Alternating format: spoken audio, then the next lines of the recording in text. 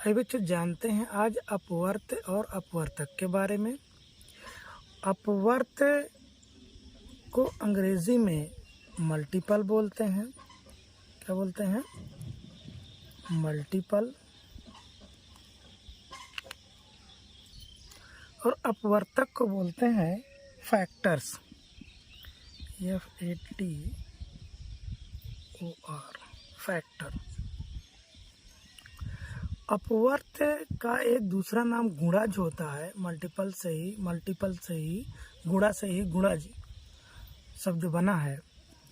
तो अपवर्त किसी भी संख्या के अपवर्त उस दी गई संख्या में प्राकृतिक संख्याओं के गुणा करने पर प्राप्त होते हैं।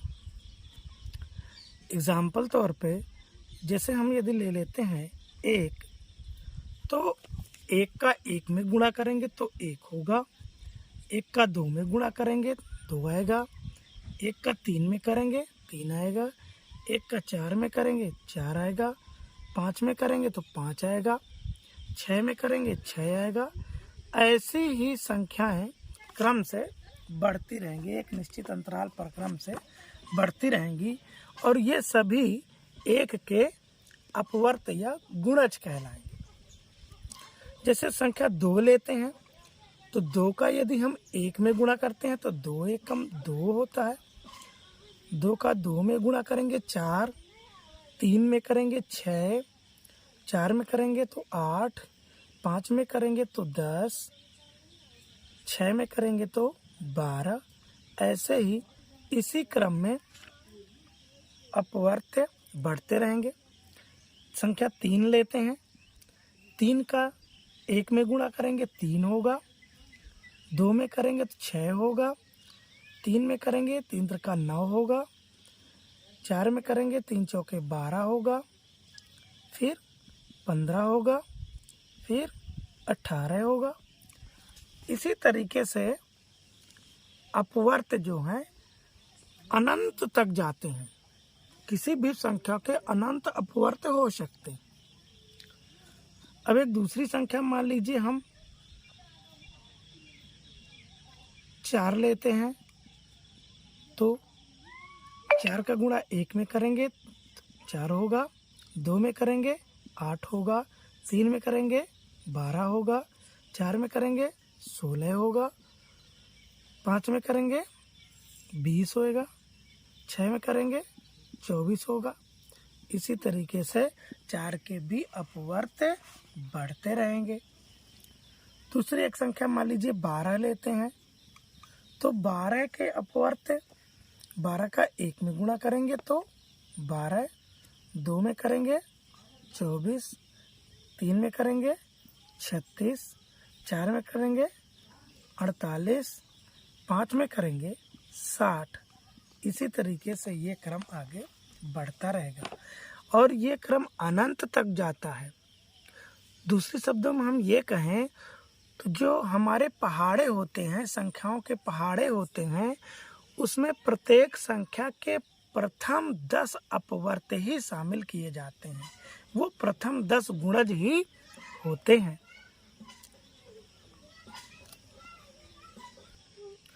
किसी संख्या के अपवर्त असंख्य होते हैं तथा उसका सबसे छोटा अपवर्त स्वयं वह संख्या होती है। आप देख सकते हैं कि 1 के सामने जो भी संख्याएं हमने लिखी हैं वो 1 के सभी मल्टीपल हैं, यानी गुणज हैं अथवा अपवर्त हैं। इनमें से जो सबसे छोटी संख्या है, 1 के अपवर्तों में जो सबसे छोटा अपवर्त है 1, वो 1 के बराबर है, यानी स्वयं वह संख्या है। इसी प्रकार से 2 का देखें तो 2 का जो सबसे छोटा अपवर्त है वो स्वयं वह संख्या है। इसी प्रकार से 3 से 4 से आप 12 में भी देख सकते हैं। 12 के सामने जो भी ये संख्याएं लिखी गई हैं ये सभी 12 के अपवर्त हैं या गुणज हैं, लेकिन इनमें जो सबसे छोटा अपवर्त है स्वयं वह संख्या होती है, उसी संख्या के बराबर होता है। अगर सबसे बड़े अपवर्त की बात करें तो किसी संख्या का सबसे बड़ा अपवर्त अनडिफाइन होता है, अनंत होता है और वह ज्ञात नहीं किया जा सकता है। किसी भी संख्या के असंख्य, यहाँ पर देखिए अब बताया भी गया है, असंख्य होते हैं। अपवर्त क्या होते हैं? किसी भी संख्या के असंख्य होते हैं। इसलिए सबसे बड़ा अपवर्त किसी भी संख्या का अनडिफाइन होगा, इनडिफिनिट होगा। दूसरे शब्दों में हम ये भी कह सकते हैं कि किसी संख्या के अपवर्त अनिश्चित संख्या में होते हैं, यानी संख्याओं के अपवर्त निश्चित नहीं होते हैं, उनकी संख्या अनिश्चित होती है। अपवर्तक या गुणनखंड, इसी को अंग्रेजी में फैक्टर भी बोला जाता है। दूसरे शब्दों में हम इसको भाजक भी बोल सकते हैं, भाजक। किसी संख्या को पूर्णतः विभाजित करने वाली संख्याएं उस संख्या की अपवर्तक कहलाती हैं। आइए देखते हैं कैसे।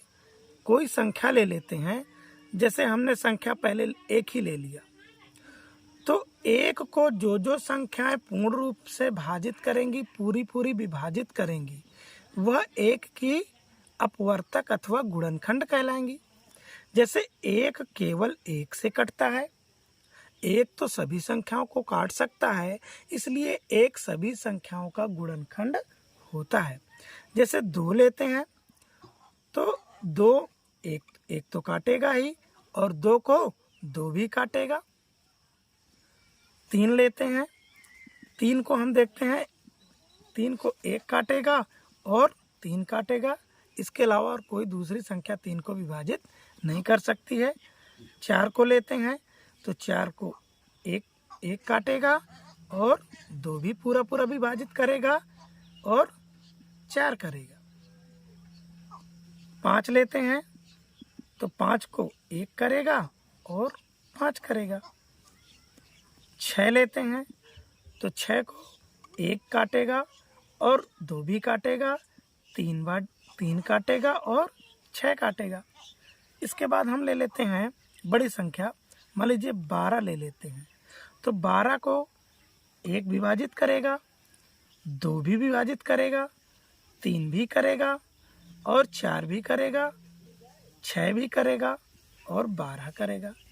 यानी कि गुणनखंड ऐसी संख्याएं होती हैं जिनमें यदि इस संख्या में इन संख्याओं का भाग दिया जाए तो हमारा शेषफल शून्य आना चाहिए, यानी कि वो पूरी विभाजित होनी चाहिए, तो वो संख्याएं उस संख्या की गुणनखंड कहलाएंगी। यहाँ पर प्रत्येक संख्या के सामने लिखी गई संख्याएं उस संख्या की गुणनखंड है। जैसे 1 का गुणनखंड केवल 1 होता है, 2 के केवल 2 गुणनखंड होते हैं, 1 और 2, 3 के केवल 2 गुणनखंड होते हैं, 1 और 3, 4 के केवल 3 गुणनखंड हो सकते हैं, 1, 2 और 4, 5 के केवल 2 गुणनखंड होते हैं, 1 और 5, 6 के इसी प्रकार से केवल 4 गुणनखंड हो सकते हैं, 1, 2, 3, 4, 1, 6, 12 के इसी प्रकार 1 होता है, 2 होता है, 3 होता है, 4 होता है, 6 होता है और 12 होता है।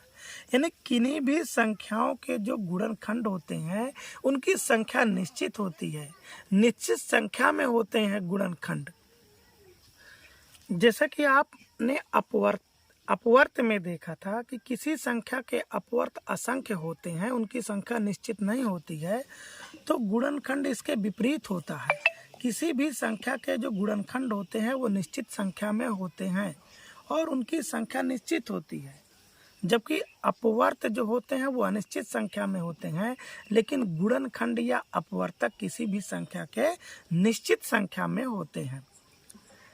अब देखिए, जिन संख्याओं के केवल 2 गुणनखंड होते हैं, 2 अपवर्तक होते हैं, ऐसी संख्याएं अभाज्य संख्याएं कहलाती हैं। जैसे 2 के केवल 2 गुणनखंड होते हैं, 1 और 2, इसी तरीके से 3 के केवल 2 गुणनखंड हैं, 5 के केवल 2 गुणनखंड हैं। तो ये होती हैं हमारी अभाज्य संख्याएं। जिन संख्याओं के केवल सिर्फ और सिर्फ 2 गुणनखंड होते हैं, ना 2 से कम और ना 2 से ज़्यादा, वही संख्याएं हमारी अभाज्य संख्याएं कहलाती हैं। इसलिए 2 हमारी सबसे छोटी अभाज्य संख्या होती है। 1 का केवल एक गुणनखंड होता है, इसलिए 1 ना तो भाज्य होता है और ना ही अभाज्य होता है। जिनके केवल 2 गुणनखंड होते हैं वो संख्याएं अभाज्य होती हैं और 2 से अधिक गुणनखंड वाली संख्याएं भाज्य होती हैं। इस परिभाषा के अनुसार 4 जो है हमारी सबसे छोटी भाज्य संख्या होती है। 4 जो है हमारी सबसे छोटी भाज्य संख्या होती है और ये होती है अभाज्य संख्या। क्योंकि 4 के 2 से अधिक गुणनखंड होते हैं, इस प्रकार 6 के देखिए 4 गुणनखंड हैं, तो ये भी हमारी भाज्य संख्या है।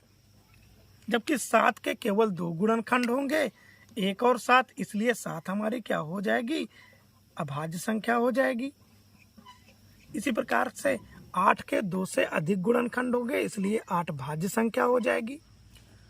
तो एक ना तो भाज्य है, यदि कोई पूछे कि एक भाज्य है या अभाज्य है, तो आप कहेंगे कि एक ना तो भाज्य है और ना ही अभाज्य है, क्योंकि एक का केवल एक गुणनखंड होता है, जबकि अभाज्य के लिए 2 गुणनखंड होने चाहिए और भाज्य संख्या के लिए 2 से अधिक गुणनखंड होना चाहिए। तो प्यारे बच्चों, ये आपके लिए अभ्यास प्रश्न है। आप जो है इन दी गई संख्याओं के प्रथम 5 अपवर्त निकालेंगे और इन दी गई संख्याओं के गुणनखंड निकाल करके हमको कमेंट बॉक्स में ज़रूर बताइएगा। मिलते हैं अपने नए वीडियो में नए टॉपिक के साथ। तब तक के लिए धन्यवाद।